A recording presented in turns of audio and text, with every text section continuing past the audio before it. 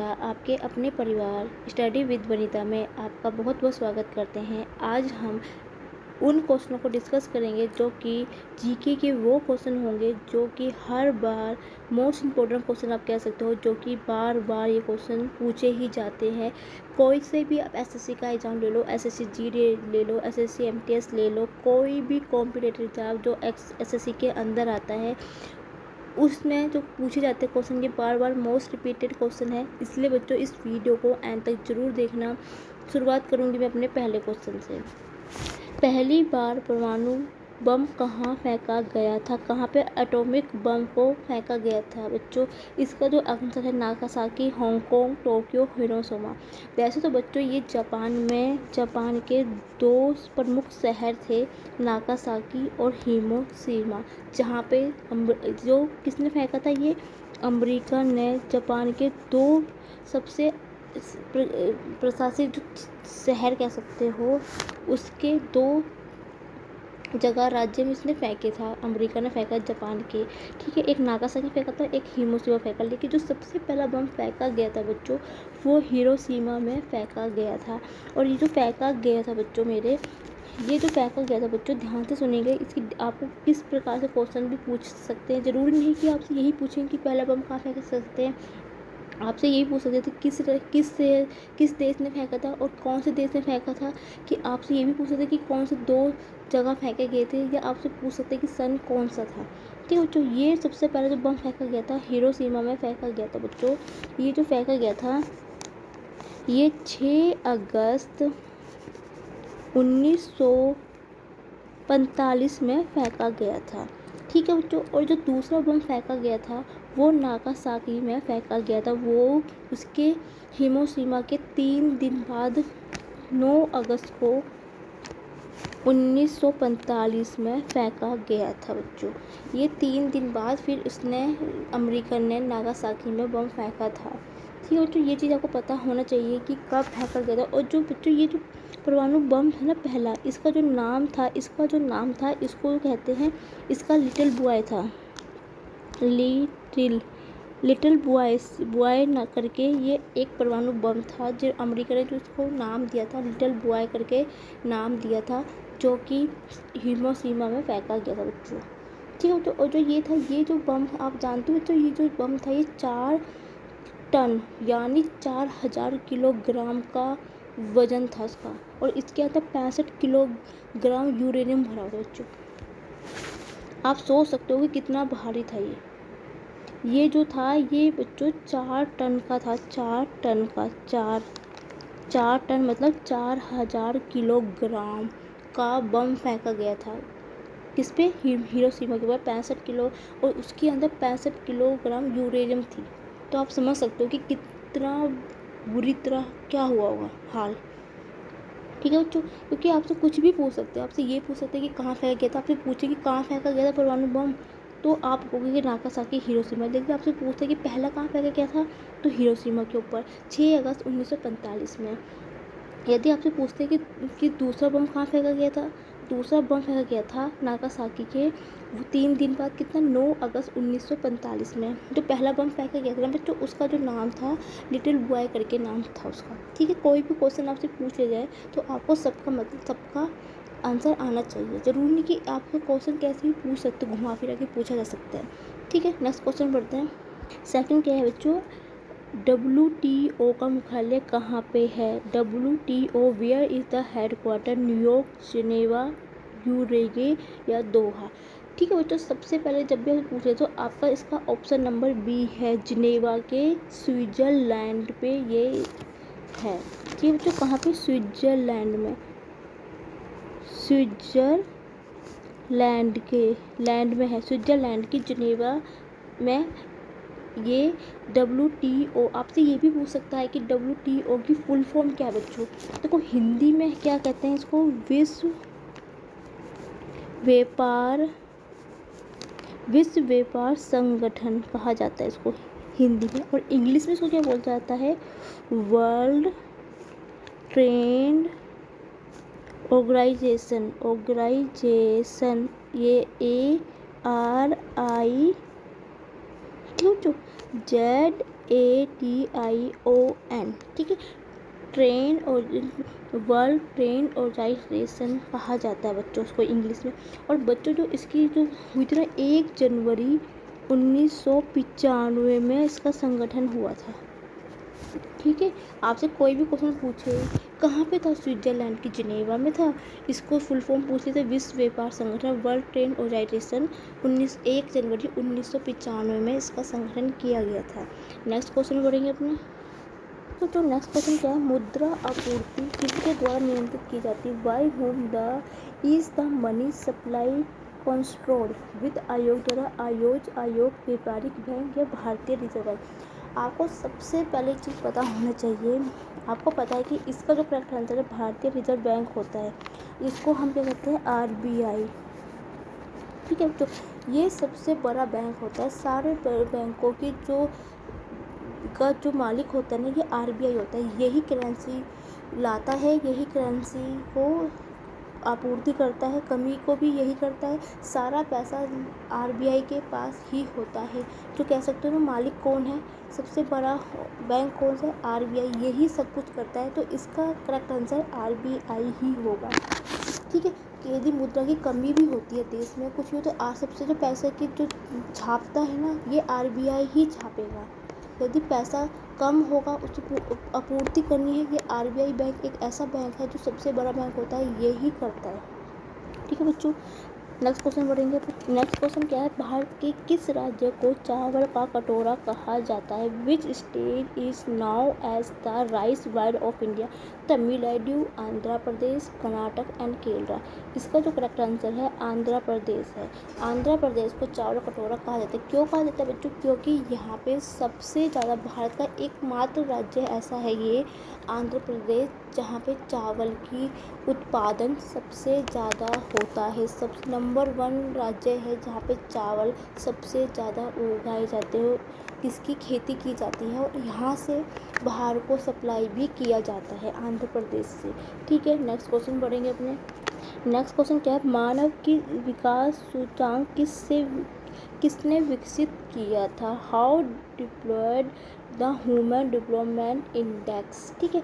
अमर्त्य सेन, मोटेक सिंह, महबूब उल हक या फ्रीडमैन? सबसे पहले जो इसका करेक्ट आंसर है बच्चों ऑप्शन नंबर सी इसका करेक्ट आंसर है। ये महबूब उल हक ने किया था जो कि पाकिस्तानी थे ये, ठीक है बच्चों। ये जो थे बच्चों पाकिस्तानी एक अर्थशास्त्री थे। ये जो थे ये पाकिस्तानी अर्थशास्त्री थे जिन्होंने मानव विकास सूचकांक को बनाया था, ठीक है बच्चों। और इसका जो प्रयोग किया जाता है, इसका प्रयोग देश के विकास को नापने के लिए प्रयोग किया जाता है। इसका जो यूज होता है ना, इसका यूज देश के विकास को नापने के लिए किया जाता है, ठीक है बच्चों। नेक्स्ट क्वेश्चन बढ़ेंगे अपने। नेक्स्ट क्वेश्चन क्या है बच्चों, शांत घाटी किस राज्य में स्थित है? In which state is the quiet valley located? Assam, Kerala, Arunachal Pradesh and Tamil Nadu? ठीक है बच्चों, एक इसको सबसे आसान तरीका बताती हूँ मैं आपको याद करने का। इसका ऑप्शन बी है केरल, जहाँ पे सबसे ज़्यादा पेड़ पौधे होते हैं, सबसे ज़्यादा जहाँ पे पहाड़ होते हैं। केरल एक ऐसा है, केरल को असम में भी होता है लेकिन केरल में असम से अकॉर्डिंग केरल में ज़्यादा वो है पेड़ पौधे, जिसको जंगल टाइप कह सकते हो वो ज़्यादा है, ठीक है। इसको ऐसे भी याद कर सकते हो, आपको ऐसे याद नहीं हो रहा है तो सीधा आपको ना थोड़ा सा बेटा ये जो केरल में है ना, ये जो है ना आपको 89 वर्ग किलोमीटर तक फैला हुआ है।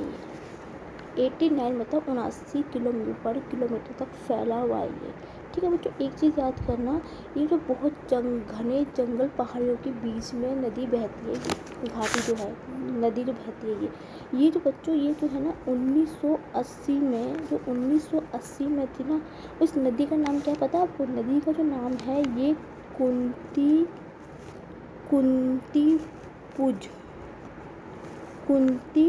पुज नदी नाम की थी ये, ठीक है। तो ये जो नदी जो बह रही है ना इसके बीच में, ये कुंती पुज नदी है जो 1980 में थी। तो कुंती पुज नदी थी तो उसके अंतर्गत जो कि 200 किलोवाट की बिजली का निर्माण करने के लिए प्रस्ताव किया गया था, ये 200 क्विंटल बिजली बनाने का प्रस्ताव रखा गया था बच्चों। ठीक है बच्चों, और चीज़ इसको शांत घाटी को बच्चों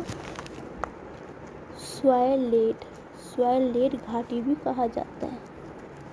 इसको शांत घाटी को स्वायलेट घाटी से भी जाना जाता है। कभी यदि आपसे ये पूछे कि स्वायलेट घाटी किस राज्य में, तो आप कंफ्यूज मत होना, क्योंकि शांत घाटी को स्वायलेट घाटी से भी पुकारा जाता है बच्चों। और एक चीज़ और ध्यान रखना, जो यहाँ के लोकल जो यहाँ के जो स्थानीय लोग थे, वो इसको किस नाम से पुकारते हैं बच्चों? इसको सैरथीवन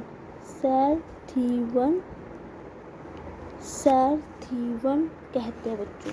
जो यहाँ के स्थानीय लोग हैं ना, उसको सैरथीवन, ये था है 31 के नाम से भी पुकारा जाता है बच्चों। और एक चीज़ और बताना चाहती हूँ बच्चों, ये जो है यहाँ पे मुझे जगह नहीं मिल रही थी, मैं इसको नेक्स्ट पेज में लिख देती हूँ बच्चों। तो यहाँ पे लिख देती हूँ। ये जो बच्चों ये है ना, ये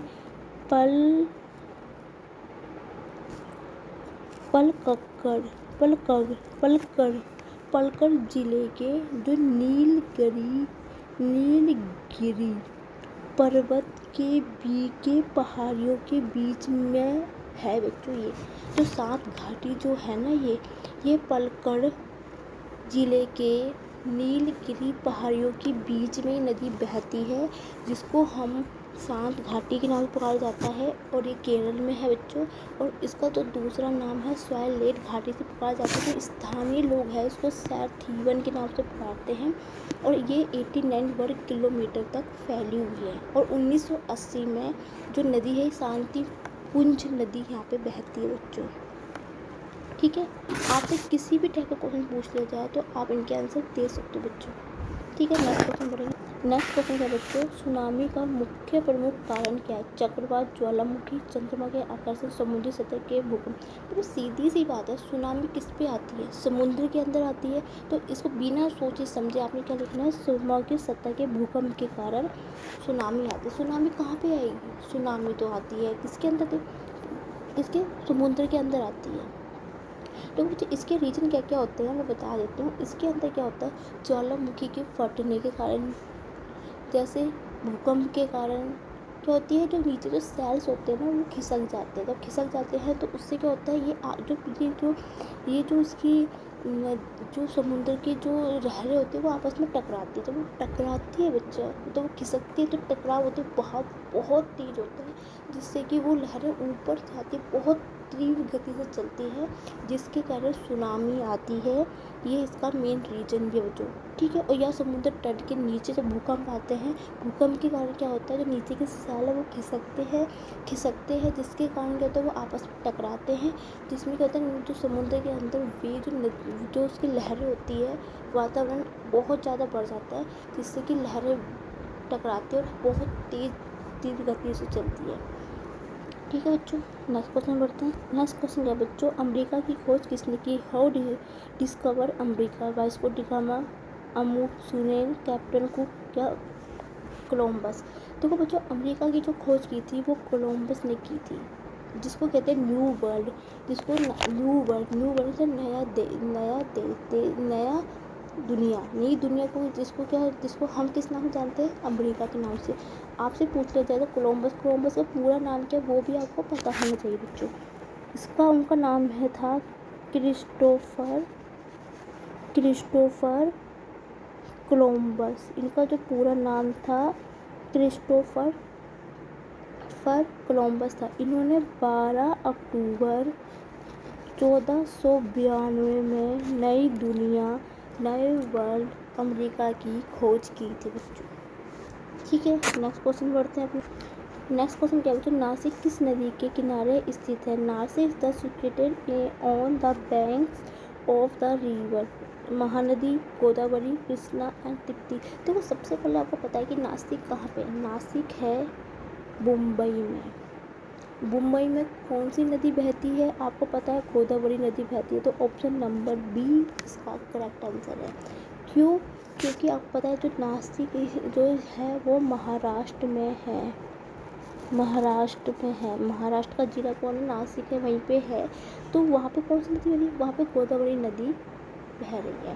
ठीक है बच्चों, आपको पता होना चाहिए नासिक जिला जो है ना बच्चों, वो उत्तर पश्चिम मुंबई से जो है वो 150 किलोमीटर और पुणे से 205 किलोमीटर दूरी पर स्थित है।